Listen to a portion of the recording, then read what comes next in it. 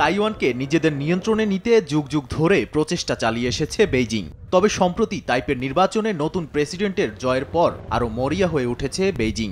এর মধ্যে তাইওয়ানে যুক্তরাষ্ট্রের আনাগোনা বাড়িয়ে আগুনে ঘি ঢেলেছে ওয়াশিংটন। সম্প্রতি যুক্তরাষ্ট্রের বিখ্যাত থিঙ্ক ট্যাঙ্ক প্রতিষ্ঠান centre for strategic and international studies CSIS একটি প্রতিবেদন প্রকাশ করে। এতে বলা হয়, কোনো অস্ত্র কিংবা গোলাবারুদ ছাড়াই কৌশলগতভাবে তাইপেকে নিয়ন্ত্রণে নিতে পারবে চীনের কমিউনিস্ট পার্টি। দ্বীপটিকে পুরোপুরি ঘিরে রেখে অর্থনৈতিকভাবে বিকল করে দিয়ে এমনকি এটির স্বাধীনতাকে হত্যা করে নিয়ন্ত্রণে নিতে পারে বেইজিং। সরাসরি হামলা চালিয়ে কিংবা চারপাশে সামরিক অবরোধ দিয়ে তাইপে নিজেদের নিয়ন্ত্রণে নিতে পারে শি জিনপিং।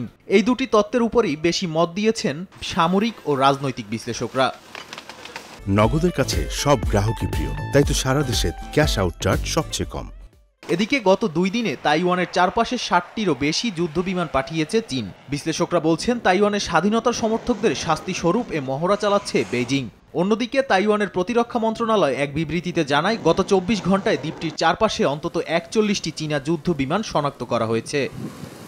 নাদিম মারজান, সময় সংবাদ।